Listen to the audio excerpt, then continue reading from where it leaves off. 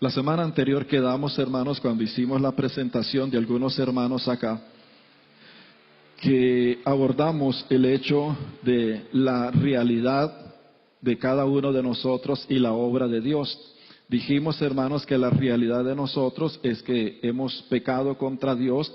Adán pecó contra Dios, él hizo lo malo delante de Dios, por lo cual ese pecado que estuvo en Adán, ese pecado, según lo explica el apóstol Pablo en Romanos capítulo 5 y capítulo 6, ese pecado de Adán fue transmitido a toda la raza humana, por lo cual es donde el apóstol Pablo en Romanos 3:23 dice, por cuantos todos pecaron están destituidos de la gloria de Dios. Eso de que todos pecaron incluye todos, es un absoluto en la palabra de Dios, es una verdad absoluta, y eso significa que todos nosotros pecamos contra Dios. Por eso Romanos capítulo 2, capítulo 3 nos dice de que Dios miró en el mundo, Dios vio en la tierra y buscó a alguien que fuera bueno, alguien que fuera justo, y dice la palabra que no encontró a ninguno, porque todos los encontró malísimos.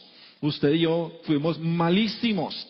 Pero resulta ser de que dentro de este proceso de nuestra vida pecaminosa, hermanos, Dios interviene en la historia del hombre y Dios nos va a dar entonces a su Hijo Jesucristo para que Él nos perdone y a través de Él nuestros pecados sean perdonados, usted y yo seamos salvos.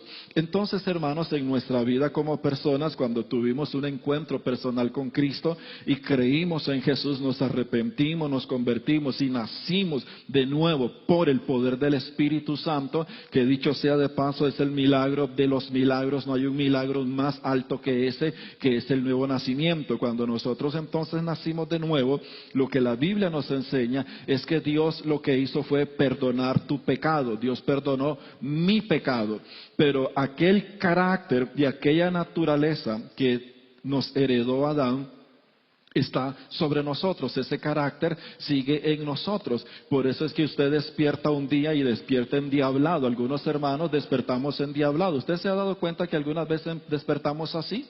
Despertamos que no queremos nada con Dios, no queremos orar, nos da pereza orar, no queremos hablarle a nadie, todo nos molesta, pateamos al gato, pateamos la vacinilla, porque ese día amanecimos endiablados. Algunos de ustedes no saben qué es esto, ¿verdad?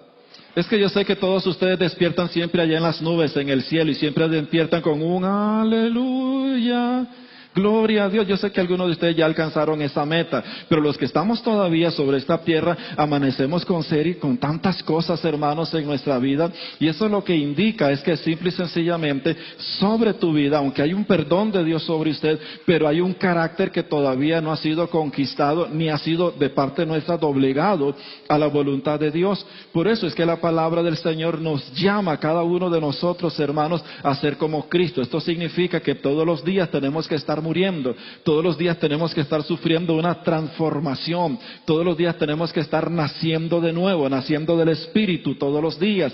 El engaño de la vida cristiana evangélica es que una vez que creímos nos zampamos en una iglesia, nos metemos en una iglesia, hacemos todo lo que la iglesia hace, y pasan los años de años en nuestra vida dentro de una iglesia, pero nunca vemos una transformación en nosotros, nunca vemos verdaderamente que digamos, mira, caramba, hoy me parezco un poquito más al Señor más que ayer, y seguramente cuando llegue a enero voy a parecerme más todavía a Dios. No sucede en la generalidad de nosotros, porque todos nosotros vivimos una vida que lejos de parecernos a Dios, todos los días nos vamos pareciendo más al mundo. Mírate cómo habla y cómo nos comportamos. Mira cómo pensamos, mira cómo hablamos, mira cómo nos relacionamos. Lejos de parecernos a Dios, nos vamos pareciendo cada vez más al mundo. Entonces, hermanos, en esta oportunidad quiero continuar con todo esto. Y una de las cosas que encontramos en todo esto hermoso que la palabra del Señor nos menciona es lo siguiente.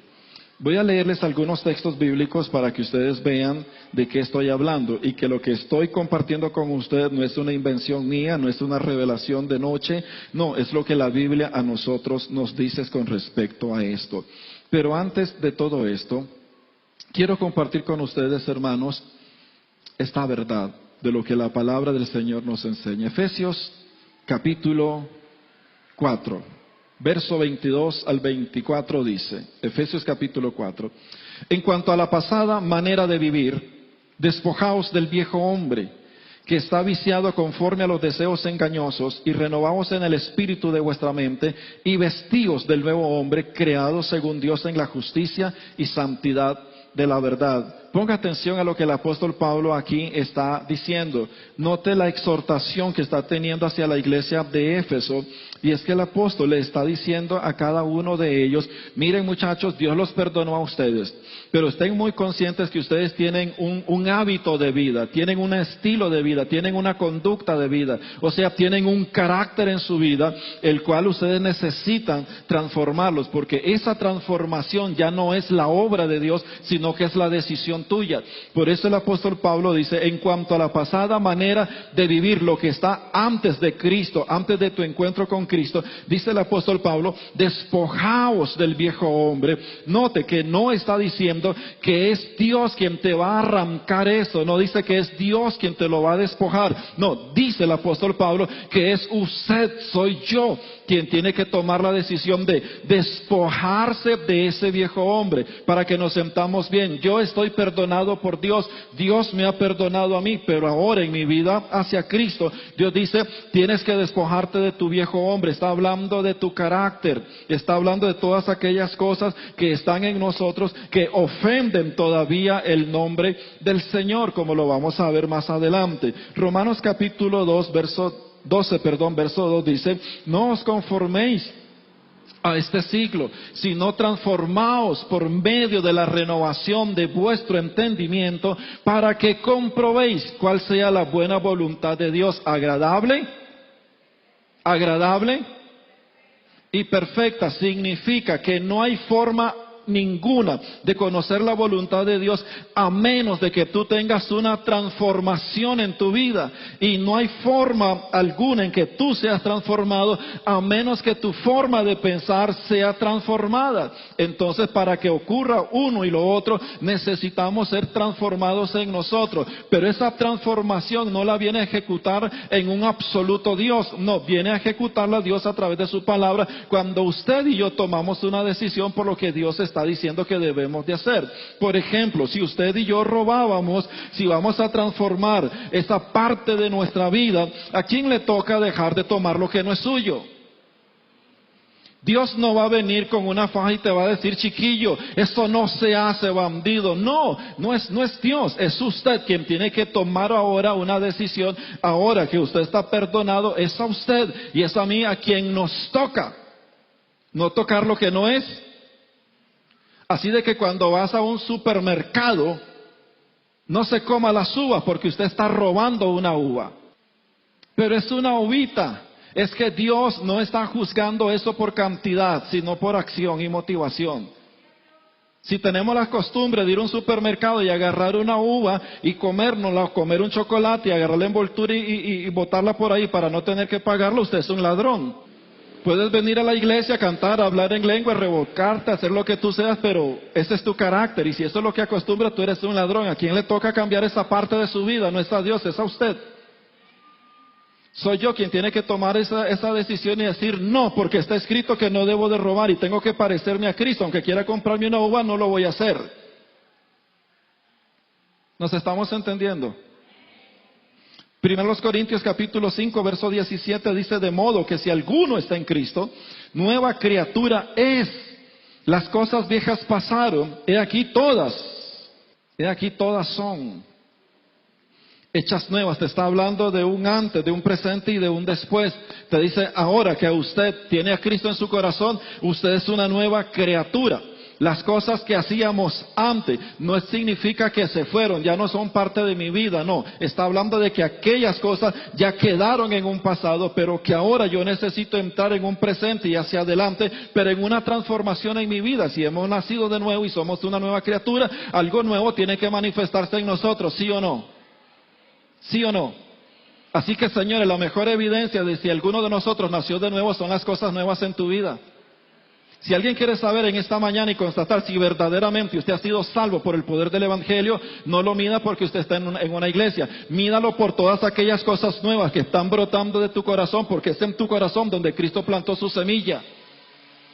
Y cuando llegamos a ese punto, entonces yo puedo entender de que verdaderamente yo he tenido una transformación y he nacido de nuevo. Pero si seguimos siendo los mismos mal hablados, usted está lejos de esa verdad. O sea, estás perdido, necesitas a Cristo. Amén. Basado en esto tenemos que hacernos una pregunta. Ahora bien, ¿qué es lo que Dios espera de aquellos a quienes Él ha perdonado? Si usted ha sido perdonado por Dios y estás consciente de que la sangre de Cristo ha perdonado tus pecados, ha limpiado tu maldad, entonces ahora la pregunta es, ¿qué espera Dios de mí ahora? ¿Cuál es la expectativa de Dios? Y lo hemos venido hablando en las lecciones anteriores. ¿Cuál es la expectativa de Dios para conmigo? Mira lo que dice la Escritura, basado en los textos que te he mencionado. Número 1, Dios espera que usted y yo nos despojemos del viejo hombre. Diga, hay que despojarse. No, en serio, algunos de ustedes ni lo creen ni ganas tienen, pero les voy a exigir a que tengan ganas en esta mañana. Dígalo conmigo. Hay que despojarse del viejo hombre, no del marido viejo. Despojaos del viejo hombre tiene que ver con despójese del carácter viejo, porque todos traemos un carácter viejo que no es la herencia de Dios, es la herencia de Adán. Y ese carácter está en nosotros. Recuerde que carácter tiene que ver con el conjunto de rasgos y cualidades que dan evidencia de lo que en realidad somos. Entonces hay que despojarse. Lo segundo que Dios espera es que no solamente nos despojemos, sino que comencemos a vestirnos. Mira los verbos que están implícitos ahí. Despojarse no es una acción que otro la hace por usted, la hago yo por mí. Vestirme no es una acción que otro lo tiene que hacer por mí, sino que yo tengo que aprender a vestirme. El gran error, equivocación y engaño en las iglesias, hermanos, o que concebimos nosotros, es que muchas veces estamos esperando que sea la iglesia la que a mí me transforme, que sea la iglesia la que a mí me despoje, que sea la iglesia la que a mí me vista. Pero la Biblia no te está hablando ahí de que es el trabajo de la iglesia. No, es el trabajo suyo, es el trabajo mío. Yo tengo que aprender a despojarme del viejo hombre, tengo que luchar contra ese carácter, pero a la misma vez tengo que comenzar a vestirme del nuevo carácter de Jesús, que según el apóstol Pablo, ese nuevo hombre ha sido dado por Dios en toda justicia, en toda santidad y en toda verdad. Tiene que hablar entonces con un estilo de vida en nosotros. Lo tercero, dice que nos renovemos en el espíritu. Eso significa aprenda y disciplínese a tener un pensar diferente de la vida cristiana. Muchos de nosotros nos hemos encajado en una iglesia y nos hemos metido dentro de una iglesia por años, pero nuestros pensamientos religiosos siguen. Nuestras herencias religiosas siguen, pero el apóstol Pablo dice, transfórmense, o sea, exija su cerebro a pensar otra cosa diferente, exija su cabecita a pensar conforme lo que Dios nos enseña en su palabra. Esto está hablando de una transformación en nuestra forma de pensar, porque muchos hacemos cristianismo basado en nuestros propios conceptos, pero no a la luz del Evangelio. Por eso vivimos de tantas formas y de tantas maneras, y lo que se supone que debe de ser un código de vida para mí, para Yamilet, para mi esposa, para Arlene, para todos nosotros, hermanos, lo que se supone que debe de ser un código de vida para nosotros no lo es. Y no lo es porque no todos estamos pensando en la verdad de Dios, sino que todos pensamos distinto de acuerdo a nuestros propios conceptos. Así hacemos vida cristiana. Por eso es que cuando nos ponen en una pantalla, todos nos vemos total y absolutamente diferentes. Porque todos hacemos vida cristiana diferentes. Porque no hemos llegado a una conciliación de nuestro cerebro, de nuestra mente, a decir, esto es lo que la Biblia dice, y si esto es lo que la Biblia dice para mí, es lo que la Biblia dice para todos, y todos debemos de entrar dentro de esa línea de lo que la Biblia dice. Eso es lo que Pablo está enseñando. Transfórmense. Vamos, tengan un cambio a través de la renovación de vuestro entendimiento. No sigamos haciendo lo mismo. Entendamos a qué nos ha llamado el Señor. Cuarto, nos habla de que nos transformemos. Expliqué en lecciones anteriores que la palabra transformarse o transformación tiene que ver con ajustarse. ¿Qué significa eso? Usted y yo ahora en Cristo, como nuevas criaturas, como cristianos verdaderos, tenemos que ajustar nuestra vida al molde de Cristo. Tengo que dejar mi molde, dejar el molde de Adán y entrar en este nuevo molde, porque Cristo es un molde de vida, para que lo entendamos mejor. Significa entonces que tengo que exigirme para ser como Cristo, y eso es lo que tiene que ver con transformación. Pero también nos dice la palabra del Señor, lo quinto que Dios nos enseña o espera de nosotros, es que imitemos a Dios. ¿Ha leído usted Efesios capítulo 5, verso 1? ¿Ha leído Efesios capítulo 5, verso 1, iglesia? Nos exhorta, nos llama a que imitemos a Dios como hijos amados. Entonces el concepto actual con respecto a imitar a Dios o vivir como hijos amados es que usted tenga muchas cosas bonitas en su casa. Como hijos de papi tengamos lo mejor porque somos los hijos amados de Dios. Pero la Biblia no te enseña esas tonteras. La Biblia lo que te enseña es, como hijo amado, parezcase a Dios. Qué gran reto, ¿verdad? Qué gran reto. Exagerado este reto, hermanos, es grandísimo. Pero si Dios lo pide, es porque lo podemos dar. Porque le voy a enseñar un domingo de esto acerca de la provisión de Dios para esto. Y es que Dios sabe que usted y yo en nuestras fuerzas no podemos alcanzar jamás esto. Nunca. Por más buena voluntad que usted tenga, jamás podrás alcanzar ese carácter en Cristo. Por su fuerza usted no puede. Entonces Dios, entendiendo nuestra incapacidad, nuestra debilidad, Dios hace una tremenda provisión en el Evangelio para los que han creído en el Señor y les inyecta todo aquello y les dispone todo aquello para que usando nosotros ese recurso de Dios en Cristo podamos avanzar hacia esa madurez en nuestra vida cristiana. Es difícil, sí, pero no imposible porque Dios ya pagó el costo para que podamos alcanzarlo.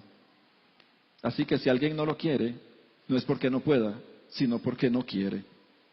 Tan solo para pensar. Primera carta de Juan capítulo 3, verso 15 dice, todo aquel que aborrece a su hermano es homicida. ¿Cierto? ¿Usted tiene su Biblia? Deje de verme, mire su Biblia entonces. Primera carta de Juan capítulo 3, verso 15 dice, todo aquel que aborrece a su hermano es homicida. Y sabéis que ningún homicida tiene vida eterna, permanente en él. Ponga atención, porque este texto nos está sugiriendo que legítimamente usted pudo haber sido perdonado por Dios y Dios puso su vida en usted. Pero que de esa vida que Dios puso en ti, para que esa vida permanezca en ti, va a depender de tu carácter. Va a depender de tu conducta, ya no de Dios. Dios te puso la vida, pero si tú eliges en tu caminar cristiano andar, hermanos, odiando a media iglesia, andar, hermanos, enojado con medio liderazgo, si tú eliges en tu vida como cristiano andar peleado hasta con los zapatos que tú tienes, déjeme decirle que San Juan dice que la vida que Dios te dio no es permanente, te va a durar poco y pronto se va a acabar. ¿Qué significa eso? Que estás perdido. ¿Entendieron esta parte? Ok, qué bueno. Entonces, hermanos, pasaremos en esta mañana a ver el carácter de Cristo. ¿Quiere usted conocer a Cristo? ¿Quieres conocer cómo es que la Biblia describe el carácter de Jesús? Vamos a verlo en esta mañana. Tan solamente quiero recordar algunas cosas. Recordemos que el carácter es el conjunto de rasgos y cualidades propios de una naturaleza. Significa que nuestros rasgos y nuestras cualidades, lo que somos, cómo reaccionamos, cómo pensamos, cómo hablamos, todo eso que es parte del carácter, esto es lo que está diciendo quién es usted y quién soy yo. Cuando vamos a la Biblia y encontramos, hermanos, que la Biblia hace una descripción, el Nuevo Testamento hace una descripción de cómo es Jesús, de cómo piensa, cómo siente, cómo actúa, cómo reacciona, lo que nos está diciendo es su carácter, cómo es Él, cómo vivió Él. Entonces, cuando yo lo entiendo y yo lo conozco, mi vida está dirigida a lograr eso también en mi vida diaria. No tiene que ver con crecer en ministerio, ni tiene que ver con profesiones, no. Tiene que ver con que tú alcances esa medida, porque esa es la meta para cada uno de nosotros. Entonces digo, hermanos, tan solo para afirmar que el carácter es la evidencia verdadera de quienes nosotros somos. Pero una verdad que todos debemos de conocer es la siguiente, y póngame atención. En este momento no importa dónde tú te encuentres, a qué distancia usted se encuentre en relación con el carácter de Cristo. No importa dónde tú te encuentres. Lo que va a importar en esta mañana es la decisión que usted tome en su vida. Lo que va a importar en esta mañana es hacia dónde usted va a seguir dirigiendo su vida. Eso es lo importante y lo que va a trascender de aquí en adelante para usted. Pues ante la luz de esta verdad que vamos a hablar del carácter de Cristo, usted y yo somos responsables de responder a Dios ante esa verdad. Y eso no lo puede responder mi papá, no lo puede responder el pastor por mí. Es más, el pastor tiene que responderlo por sí mismo a Dios. ¿Qué le parece eso? Los pastores tienen que responder por sí mismo a Dios. Los ministros de la iglesia tienen que responder por sí mismos a Dios acerca de esta verdad. Los profetas, apóstoles, maestros, evangelistas y todo lo demás tienen que responder por sí mismo ante Dios, ante esta verdad. Eso significa que yo soy responsable de qué voy a decidir esta mañana a la luz de esta verdad. Pero antes de toda decisión, recuerde que lo que usted decide esta mañana va, hermanos, a afectar tu eternidad, para bien o para mal. Porque tenga por cierto que en las bodas del Cordero, o en aquel gran día, o como nosotros le llamamos en el rapto, ahí no se va cualquiera. Es más, permítame asustarlo un poquito, ahí no nos vamos todos. No es como hemos creído. ¿Cuántos se van con el Señor hoy? Amén. Piénselo. Porque no todos nos vamos. ¿Quiénes se van? ¿Quiénes se van? Los que han mostrado después de su encuentro con Cristo una vida, hermanos, que ha estado en un continuo crecimiento y madurez, siempre pareciéndose a Cristo. No importa si fuiste un predicador, si sanaste enfermos, si profetizaste, lo único que Dios va a buscar en nosotros es un fruto, y ese fruto no es el fruto que yo quiera dar, ese fruto se llama el carácter de Cristo. Por eso es que la Biblia dice, hablando de Efesios capítulo 5, que el Señor por su palabra ha hecho un lavamiento a la iglesia para presentarse a sí mismo a la iglesia como una iglesia sin manchas. Sin manchas. Esa es la iglesia de Cristo. Una iglesia que todos los días se está planchando. Todos los días se está limpiando. ¿Cuántas veces al día? 24 horas al día, 7 días a la semana, está 24/7 planchándose y está santificándose, está preocupada, está ocupada en parecerse a Cristo, está trabajando, está evolucionando. Esa es la gente que se va. Si tú y yo no somos esa gente, hermanos, hoy es un día de arrepentimiento para que tú te entregues a Cristo. Le estoy hablando en serio. Bien, el carácter de Cristo. Los textos las características que voy a mencionar en esta mañana, hermanos, tienen todo su sustento bíblico. Yo no les podré leer todos los textos bíblicos porque no podremos terminar en esta mañana, y me es necesario terminar esta parte en esta mañana. Pero algo que nosotros vamos a encontrar a la luz de la palabra es que por cada característica que vemos en el Nuevo Testamento, vamos a encontrar a la par, hermanos, en los escritos del apóstol Pablo, un llamado de Dios a la iglesia a ser y tener ese mismo carácter en Cristo. Les explico. Primera característica del carácter de Cristo. Cristo Jesús es santo. Pensé que alguien iba a decir, amén, gloria a Dios, pastor. Jesús es santo. Capítulo 4 de Hebreos, verso 15 dice, porque no tenemos un sumo sacerdote que no pueda compadecerse de nuestras debilidades, sino uno que fue tentado en todo según nuestra semejanza, pero sin pecado. Pasó todas las tentaciones habidas y por haber, las que usted ya vivió, las que ni se imagina y las que no es ni capaz de imaginarse. Cristo Jesús en su cuerpo vivió y padeció de todas esas tentaciones, pero sin pecado, señores. Pero el apóstol Pedro escribe a los hermanos en su primera carta, capítulo 1, verso 13 al 16, diciendo, por tanto, ceñid los lomos de vuestro entendimiento, sed sobrios y esperad por completo en la gracia que se os traerá cuando Jesucristo sea manifestado.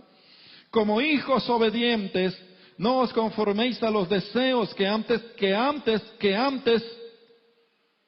tenía. Usted no me puede seguir porque está así como estático. Mire su Biblia para que usted me pueda seguir y usted corrobore que lo que le estoy diciendo está allí en la Biblia.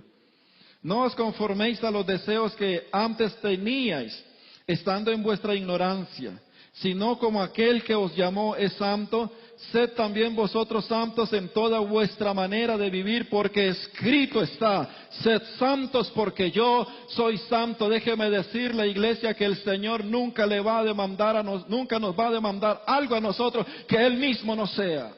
En Él no hay hipocresía, no hay falsedad, no hay engaño, no hay mentira. Si Él dice, sean santos porque yo soy santo, esa demanda es porque Él lo es.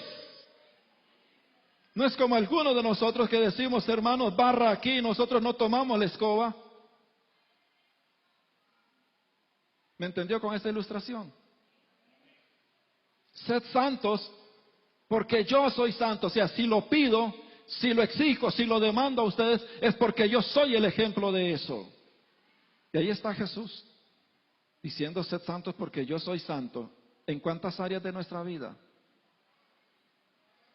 ¿En cuántas áreas de nuestra vida?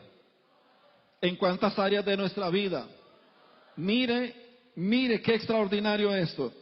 Dice el apóstol Pedro, sed santos todos vosotros en toda vuestra manera de vivir.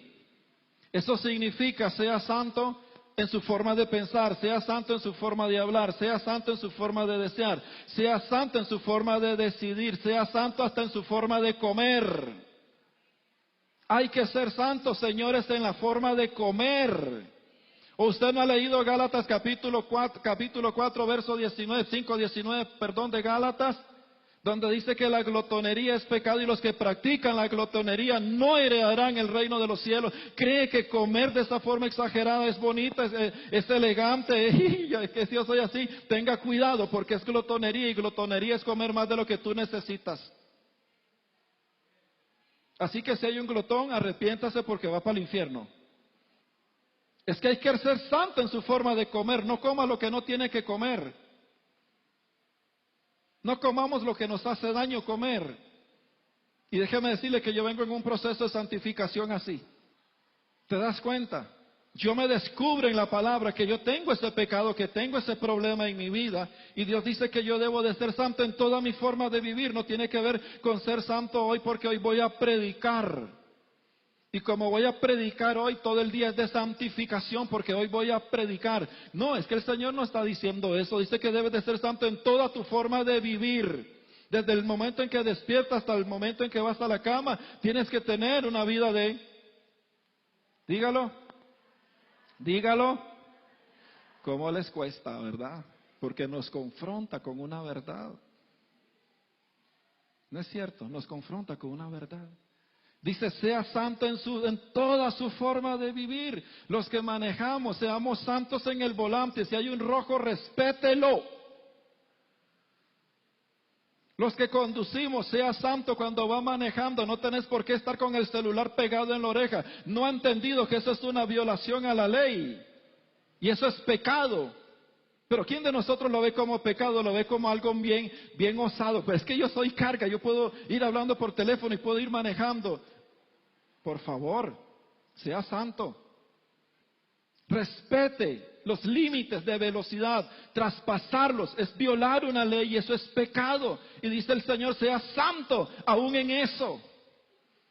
Si dice a 80, bueno, está a 80, no puedo traspasarla. No, es que yo soy bien carga para manejar. No eres bien carga para manejar, eres bien tonto. Porque estás violando una ley. Estás atentando contra tu vida y con la vida de los que van contigo.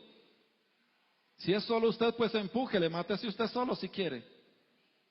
Pero si vas con otra gente, tenga cuidado. Hay que ser santo en eso. Pero ¿quién ve eso como necesario ser santo ahí? Déjeme decirle y déjeme fluir un poquito en esta mañana porque ya se me calentó el corazón.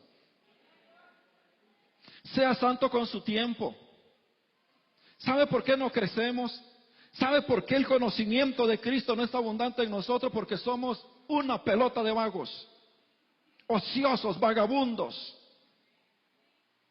Y decimos ser santos porque venimos a un culto y levantamos la mano, gloria a Dios, yo soy santo. Ahí no hay santidad.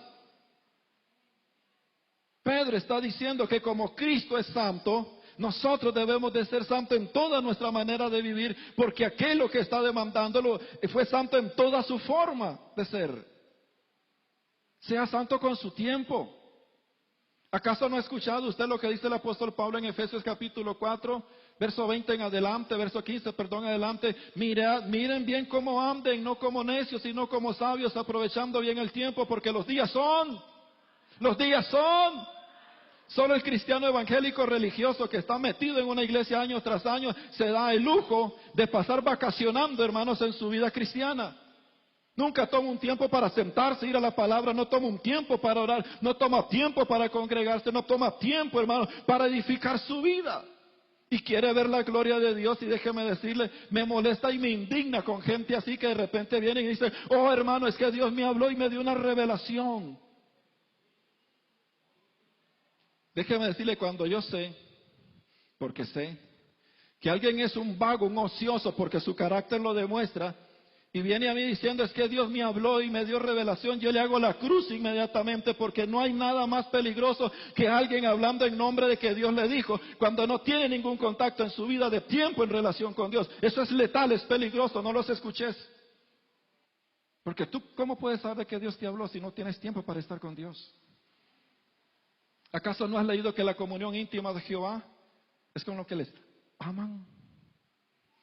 No es con los vagos, es con los que les aman.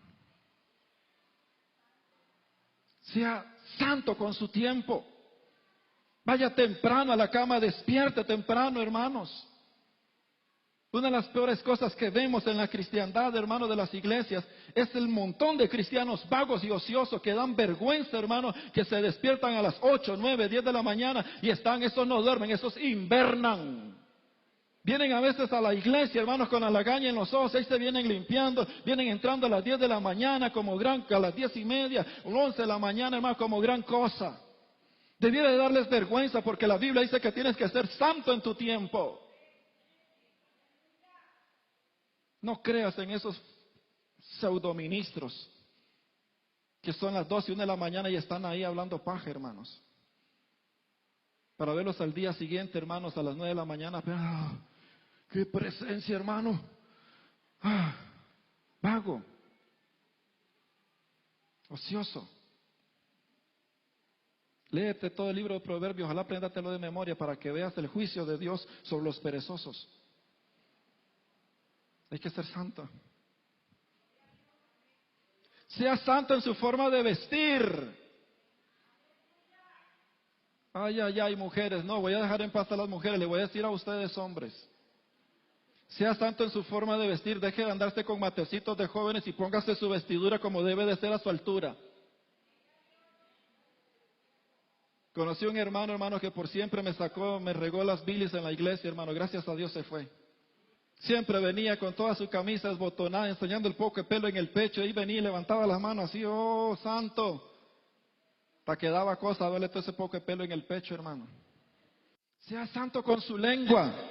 ¿Acaso no dice Pedro que seamos santos en toda nuestra forma de vivir? Sea santo con su lengua. Hay quienes no tenemos temor de Dios en la lengua, hermanos. Soltamos la lengua, lo que la lengua de ella, lo que la lengua aguante. Y venimos a la iglesia campantemente como grandes ministros cuando nos hemos destazado a media iglesia. ¿Tú crees que Dios no te ha visto? ¿Tú crees que Dios no te ha escuchado? ¿Tú crees que Dios no ha apuntado estas palabras que has dicho? Pues tenga por seguro, por la palabra que te predico en esta mañana, que Dios apuntó cada palabra que tú dijiste y se la va a cobrar a usted o a su generación. Tenga temor de Dios en lo que dice, porque la palabra de Dios nos enseña eso. Pero no, tranquilidad. Somos los más bochincheros en la calle, en la vecindad. Y venimos con la Biblia, vergüenza debe darnos. Seamos santos en todo, seamos santos como padres, santos como esposos, santos en la educación con nuestros hijos, santos con dinero, con nuestras finanzas. Hay que ser santos con nuestras finanzas. ¿Alguien te ha enseñado sobre la santidad financiera? No, nos han enseñado sobre la prosperidad financiera, pero no sobre la santidad financiera. Y la Biblia nos dice que debemos de ser santos con cada 5 que llega a nuestra mano. Sea santo. Con cada peseta en sus manos, con cada 5, sea santo. Pero ¿quién hace caso de eso? Sea santo en sus relaciones con la gente. Sea santo. Hasta con el gato hay que ser santo. Con el perico hay que ser santo. Amén. Sea santo. Híjole, esto está bien caliente aquí, ¿verdad? Está calientísimo. Víctor, hay que hacerle algo a esto, brother. Esto está bien caliente aquí, se va a poner más caliente todavía. Obediente. Y estando en la condición de hombre, se humilló a sí mismo, haciéndose obediente hasta la muerte, y muerte de cruz. Obediente. Es que el carácter de Jesús, su naturaleza, lo que lo distinguía a él era su obediencia, y no una gran obediencia, no, obediencia absoluta a la voluntad del Padre. A veces nos sentimos como ángeles y arcángeles porque cumplimos unas dos cositas de lo que la Biblia nos dice y invalidamos el resto de las cosas y nos sentimos grandes cristianos. ¿No le ha pasado a usted que nos hemos sentido así como muy santos, como muy inmaculados, como muy altos, casi con alas y plumas en las alas, casi que volamos a la par del trono de Dios y nos sentimos así porque de repente, caramba, yo hice un gran esfuerzo de ir al culto, qué obediencia la mía, qué carga que soy, y nos sentimos grande, pero es que hace un mes que no iba a la iglesia y como fue este día se sintió grandote. Obediencia, temeroso de Dios, fiel, justo, misericordioso. Dice Mateo capítulo 5, verso 7, bienaventurados los misericordiosos, porque ellos alcanzarán. Fiel, justo, misericordioso. ¿Es misericordioso él, sí o no? Pero ¿cómo nos cuesta a nosotros hacer misericordia a los demás, no es cierto? Queremos que todos tengan misericordia con mis debilidades, con mis pecados, con mis caídas. Queremos que Dios tenga misericordia de nosotros, pero ¿tenemos nosotros ese mismo carácter hacia nuestro prójimo? Estamos prontos para levantarlos, estamos prontos para taparlos, estamos prontos para cubrirlos. ¿Acaso no has leído que el amor cubre multitud de faltas? Pero no es cierto que muchas veces lo tradicional dentro de las iglesias es que si alguien falló, despedacémoslo medio mundo. Vamos y hablemos desde aquí, hermanita, nada más entre usted y yo, porque usted sabe que usted y yo somos uña y carne, son más carne que uña.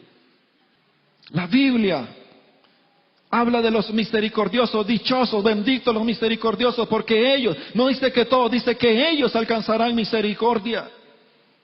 Significa que la misericordia de Dios para contigo es relativa a la misericordia que yo haga con los demás. El perdón de Dios para conmigo después de Cristo es relativo con el perdón que yo pueda dar a otros.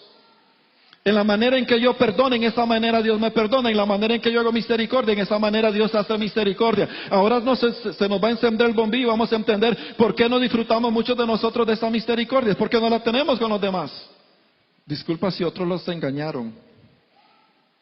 Es más, pido perdón por muchos de nosotros pastores que engañamos a mucha iglesia. Y por décadas y generaciones engañamos a la gente enseñando mal a la gente.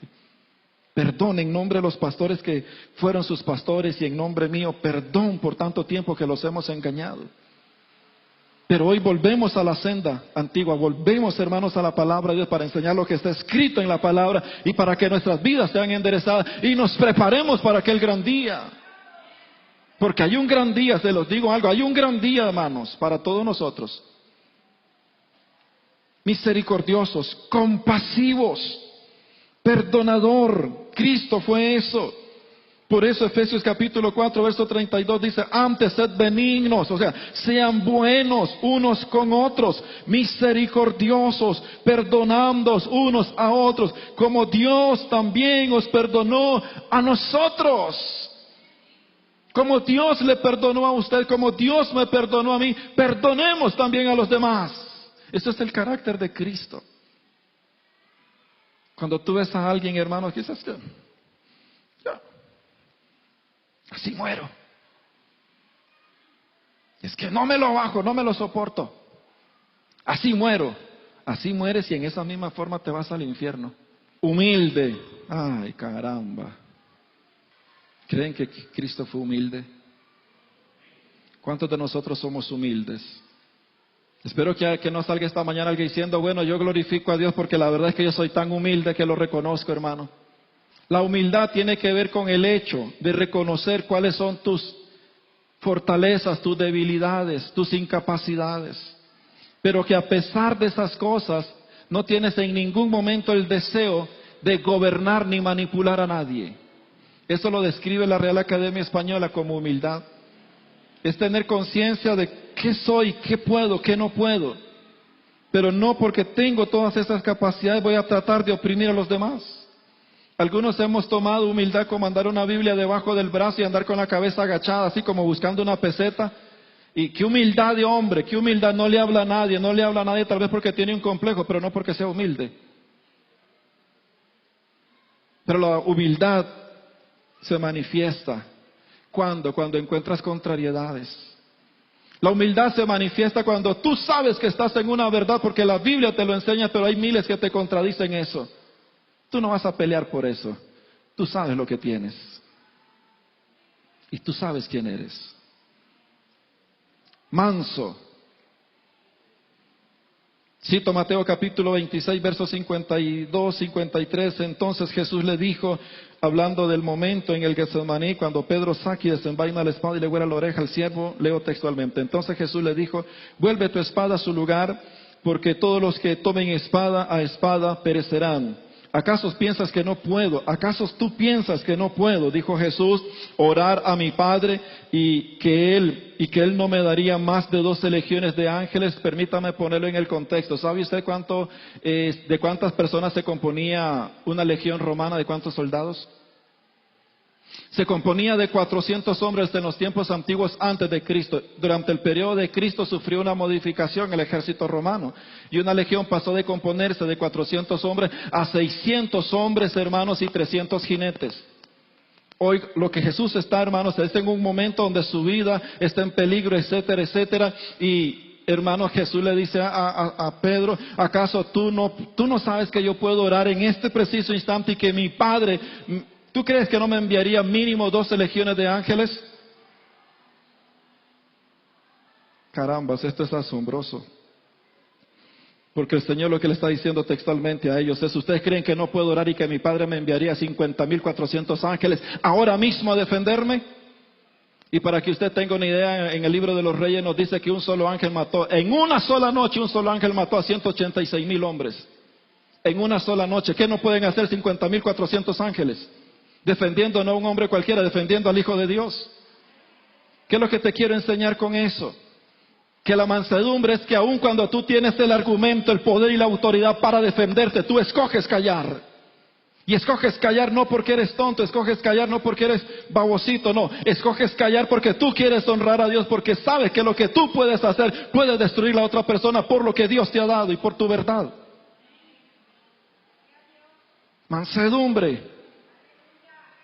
Muchos pueden tomarte como que eres débil, como tomaron al apóstol Pablo cuando escribe su primera carta. Decían, Pablo es débil, Pablo es cobarde, Pablo es eso. Pero lo que no entendían era la mansedumbre de Pablo, porque con solo una palabra de Pablo la iglesia se destruía ahí mismo.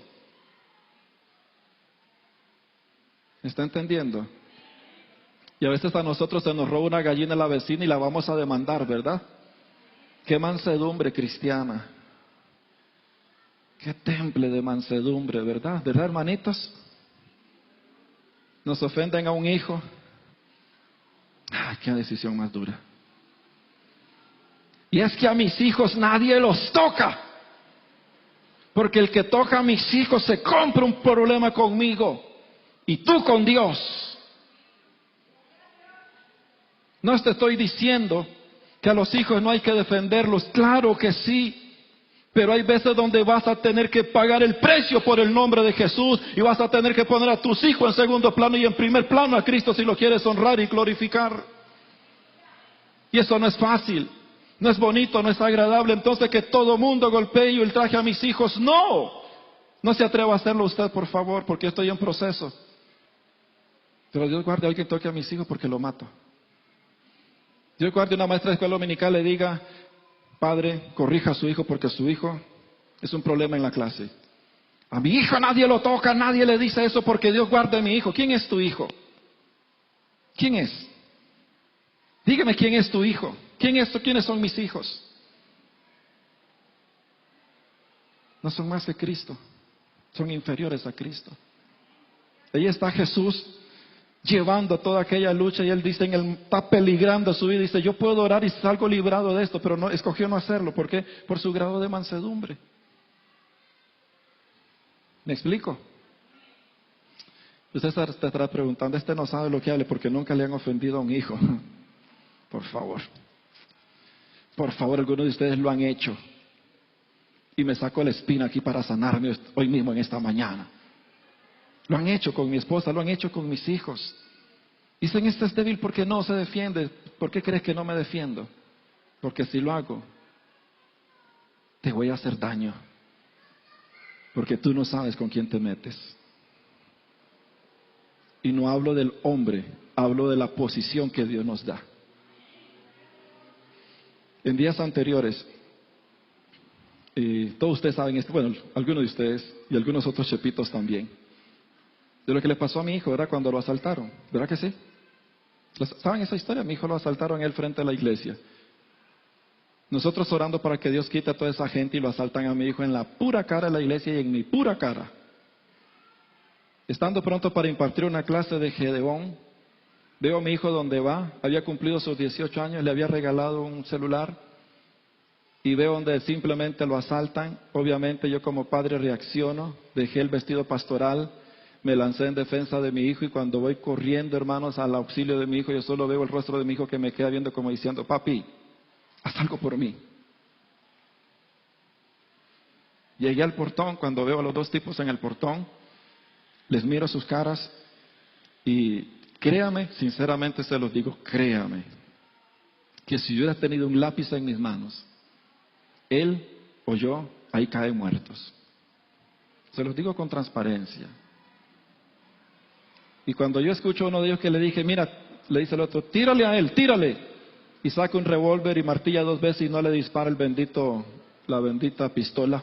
Digo que es bendita porque no disparó. Si hubiera disparado hubiera hecho una desgracia. Y no le martilla, y cuando yo veo que no le martilla, digo inmediatamente, fracción de segundo en mi mente, por mis conocimientos y habilidades, digo, este es el momento. Pero algo me detuvo ahí. Y me bajé, tomé a mi hijo y le dije, tranquilo, por eso no se llora, papi tiene más para darte. Vamos a la oficina. Lo tranquilicé, siguió llorando, le metí un coscorrón y le dije, por eso no se llora, cálmese, ya, suficiente, tranquilo.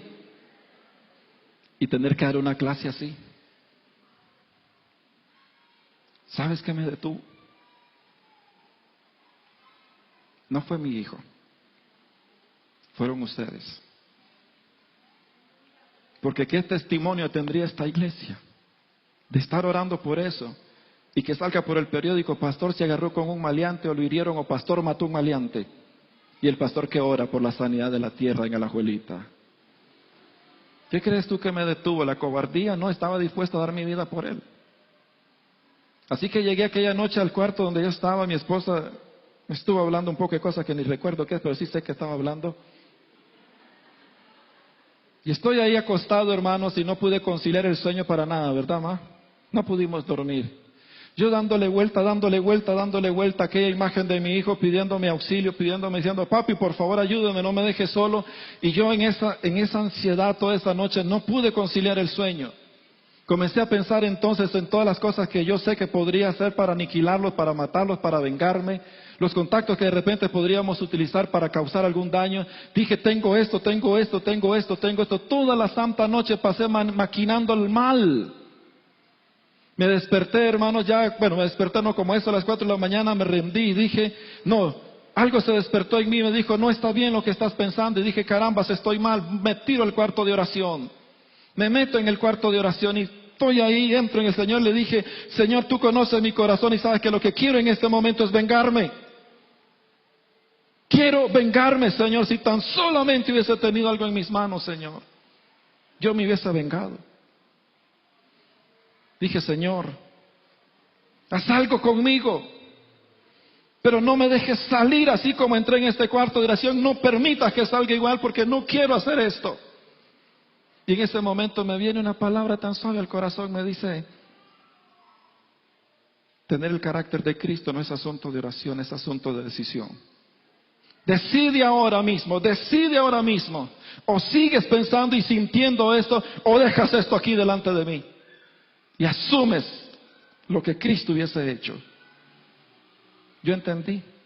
Dije, Señor, entrego todo este odio, esta venganza, esta ira, este enojo, lo entrego a ti, Señor. Y en el nombre de Jesús tomo la decisión de bendecirlos, tomo la decisión de oro, Señor, a ellos para que te conozcan. Clamo, Señor, para que te conozcan. Los bendigo 1 y 1000 veces. Donde quiera que estén, guárdalos, ten misericordia de ellos. Y comencé a orar, y comencé a orar, y comencé a orar por ellos. Pero es una decisión en nuestra vida. Es una decisión, hermanos. Así que sepa de qué le estoy hablando cuando hablo de mansedumbre.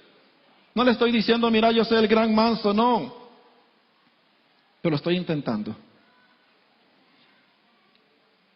Generoso, paciente, sumiso, sacrificado, entregado. Eso significa sin mediocridad. Hay creyentes, como alguien dice, a media tintas, medio. Ese no es el carácter de Cristo. El carácter de Cristo es sacrificado, entregado, sin mediocridad en su vida.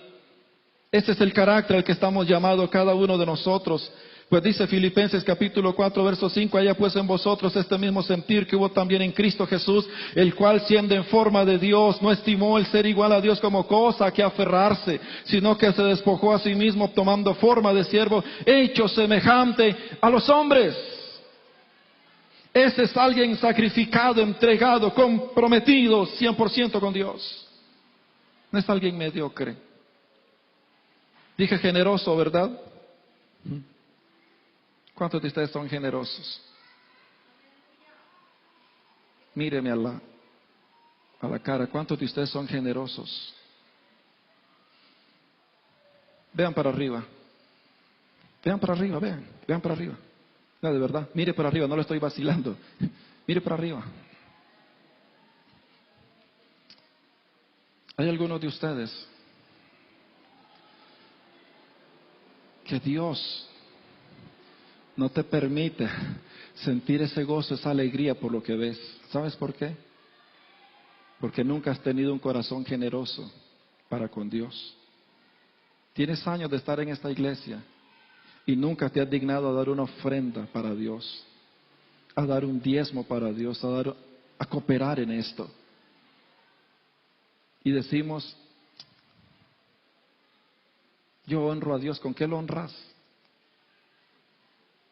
¿Sabes cuál es el problema de la persona no generosa?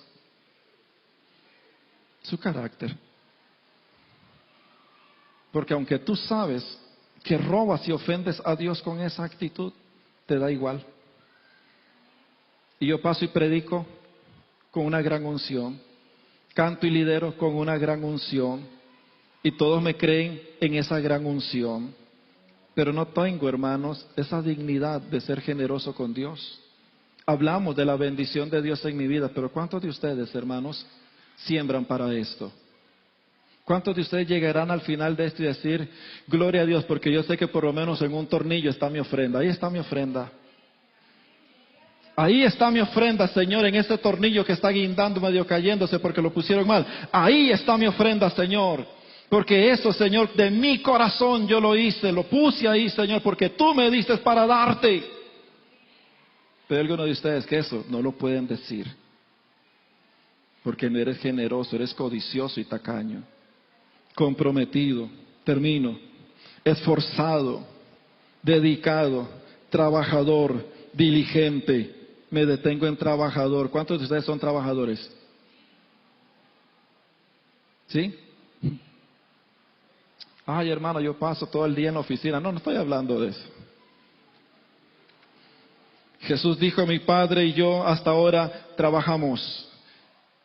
San Juan capítulo 4, Jesús les dice, ¿acaso ustedes no saben que yo tengo una labor que necesito realizar y tengo una comida que necesito comérmela que no es la que ustedes comen?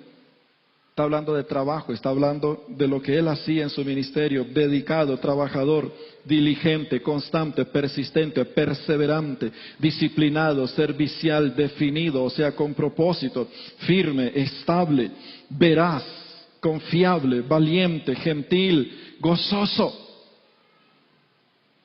Les he mencionado 29 características del carácter de Cristo. Usted tiene 29 razones todos los días por qué despertarse y luchar en su vida cristiana.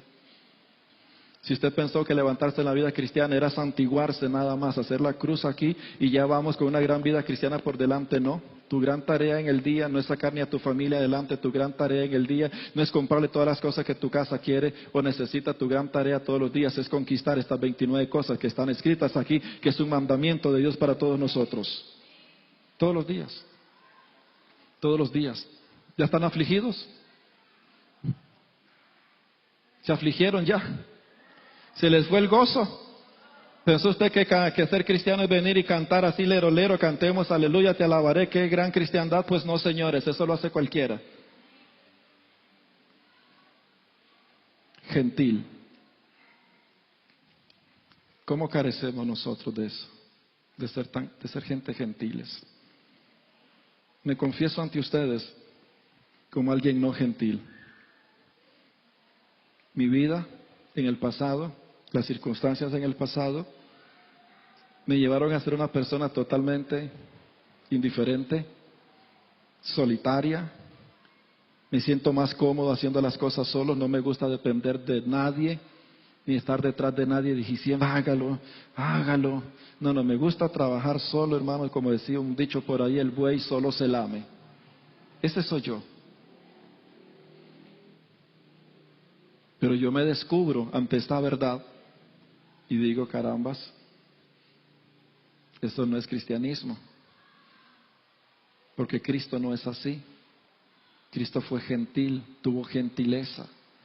¿Recuerdan ustedes cuando le llevan a los niños a Él? Le trajeron niños para que orara y lo bendijera. ¿Sabe usted, hermano, lo que es lidiar con un tanate de niños? ¿Sabe usted la gentileza que hay que tener para sentarse? Ok, vení para acá, contame, ¿cómo está el arroz? ¿Cómo está el asunto en eso? Contame. Y les digo, hermanos, yo estoy trabajando en esa gentileza. Porque mi forma de ser cristiano y pastor es que salía de mi casa, salgo, cierro el portón, saco el carro y me voy. No me interesa quién está en la calle, no me importa nadie, yo simplemente voy para lo que voy. Pero me descubro que no soy gentil. Entonces me doy a la tarea durante ya cierto tiempo para acá y dije, voy a ser gentil, voy a exigirme a ser gentil con la gente. Voy a decidirme a ser gente. Entonces me tomé la gran tarea.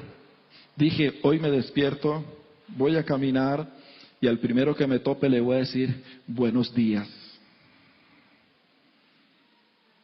Y iba orando y hablando en lenguas, hermanos, dije, al primero que me lo tope, dame la fuerza, Señor, para hacerlo. Así que me topé una señora. Le dije, señora, buenos días. Buenos días. Qué gran logro. Al día siguiente dije, bueno, hoy voy a hacerlo con 2 personas. A la primera que me tope le voy a decir, buenos días, señora, ¿cómo está? Voy a aumentar un poco la gentileza. Entonces me topé con otra persona, le dije, buenos días. Y a la siguiente persona, buenos días, ¿cómo está, señora? Muy bien, papito, ¿y usted cómo me le va? Muy bien, gracias. Y sigo caminando. Un día viene una muchacha de Las Torres acá y llega a la oficina y digo, voy a ser gentil con este tipo. Entonces le digo, buenos días, muchacho, ¿cómo está? Dejo lo que estoy haciendo, me pongo en pie y le digo al muchacho, buenos días, muchacho, ¿cómo está? ¿En qué le puedo servir? ¿En qué te puedo ayudar esta mañana? ¿Qué necesita? Y se queda así, bueno, necesito hablar con el pastor, yo soy el pastor. Ah, ¿de verdad usted es el pastor? Sí, estoy aquí para servirte, dime, ¿en qué te puedo ayudar? Me dijo, pastor, es que yo necesitaba saber algunas cosas, con mucho gusto, siéntese, yo lo atiendo, hablemos. Cuando el muchacho se va, recuerde que cuando eso está pasando yo estoy intercediendo en el Espíritu, hablando en lenguas, porque yo necesito conquistar esa área y es difícil para mí. Entonces cuando él se va, viene mi hija y me dice, papi, ¿y a usted qué le pasó? Digo, ¿cómo que qué me pasó? ¿Por qué usted hablando así? Me dice, ¿qué le está sucediendo? Le dije, tomé la decisión de ser como Cristo. Tomé la decisión de ser como Cristo. Es que algunos de nosotros somos tan repugnantes aún entre nosotros mismos y entre nuestras propias familias. ¿No es cierto? Me alegré un día, y finalizo con esto, me alegré un día en la escuela de obreros, ya finalizando. Hablábamos ahí de todas las enseñanzas y todo, y sepa que me alegró. Mire, yo nunca me había sentido tan en el cielo como ese día. Porque cuando tú vienes luchando con todas esas cosas y eres consciente de esa lucha que tienes que enfrentar todos los días, Lo que tú quieres encontrar es alguien que te aliente, alguien que te motive y te diga, vas bien muchachito, siga adelante. Y un día pues estoy conversando ahí hablando de esto, hermanos, y se levanta, creo que fue Silvia, y me dice estas palabras así, pero así. Me dice, pastor, yo le doy gracias a Dios por todas estas enseñanzas porque me han ayudado a vivir como cristiano. Pero ¿sabe algo? Quiero darle gracias a Dios en esto porque yo sé que también usted ha sido transformado. ¿Te acuerdas? Usted ha sido transformado, ahora me saluda. Dije, qué palabras más benditas esas, hermanos. Está siendo transformado. Dije, gloria a Dios por eso. Qué grato es, hermanos, cuando alguien puede ver que de verdad está siendo transformado. Y en estos días algunos hermanos se han dado la tarea de bendecirme así, pastor, ¿cómo ha cambiado usted? Se ha hecho más ser humano. Te has hecho más persona. Ahora sí, de verdad que te estás pareciendo a un cristiano de verdad. Digo, wow, gloria al Señor, porque yo voy para allá. Me falta mucho, pero he tomado la decisión de ir hacia la meta, de ser como Cristo. Me falta un montón. A usted le faltan más. Pero vamos para adelante, hermanos. 29 razones por las que trabajar. Póngase de pie, por favor.